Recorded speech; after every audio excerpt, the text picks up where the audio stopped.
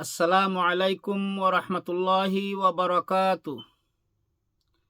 আলহামদুলিল্লাহি রাব্বিল আলামিন ওয়াসসালাতু ওয়াসসালামু আলা আশরাফিল আমবিয়াই ওয়া সাইয়্যিদিল মুরসালিন ওয়া আলা আলিহি ওয়া সাহবিহি আজমাইন। আম্মা বা'দ। আন আবি হুরায়রা রাদিয়াল্লাহু তাআলা আনহু قال قال رسول الله صلى الله عليه وسلم আফদালুল সালাতে বাদাল মাকতুবাতি সালাতুল লাইল, রাওয়াহুল মুসলিম ও আহমদ। আমরা সবাই ফরজ নামাজের পরে কম বেশি নফল নামাজ, নফল ইবাদত করি, কিন্তু ফরজ নামাজের পরে সবচেয়ে উত্তম নামাজ, সবচেয়ে ফজিলতপূর্ণ নামাজ, আল্লাহ তাআলার কাছে সবচেয়ে প্রিয় নামাজ হচ্ছে তাহাজ্জুদের নামাজ, অর্থাৎ রাতের নামাজ। তাহাজ্জুদ শব্দের শাব্দিক অর্থ হচ্ছে রাতে জাগ্রত হওয়া। যেহেতু তাহাজ্জুদের নামাজ মানুষ রাতের বেলা ঘুম থেকে জাগ্রত হয়ে আদায় করে, এই জন্য রাতে ঘুম থেকে জেগে রাতের নামাজ পড়াকে তাহাজ্জুদের নামাজ বলা হয়। সেই হিসাবে রাসূল আকরাম সাল্লাল্লাহু আলাইহি সাল্লাম এই হাদিসটির মধ্যে বর্ণনা করেন, যেটা আবু হুরায়রা রাদিয়াল্লাহু তাআলা আনহু থেকে বর্ণিত। তিনি বলেন, ফরজ নামাজের পরে সবচেয়ে উত্তম নামাজ, সবচেয়ে ফজিলতপূর্ণ নামাজ হচ্ছে রাতের নামাজ। আর রাতের নামাজ বলতেই তাহাজ্জুদের নামাজ, কারণ এই তাহাজ্জুদের নামাজ রাতে ঘুম থেকে জেগে উঠে পড়তে হয়। এই জন্য এই নামাজটাকে ফরজ নামাজের পরে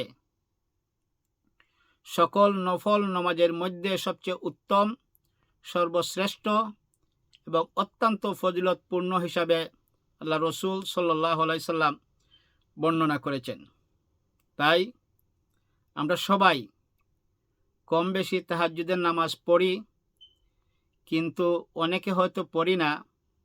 আপনার আমার যত বিপদ মুসিবত সমস্যা হোক না কেন, আমরা যদি রাতের বেলায় ঘুম থেকে জাগ্রত হয়ে তাহাজ্জুদের নামাজ পড়ে চোখের পানি ফেলে নীরবে আল্লাহ তাআলার কাছে চাই, অবশ্যই আল্লাহ রাব্বুল আলামিন আপনার আমার চাওয়া এবং পাওয়াকে মঞ্জুর করবেন, কবুল করবেন।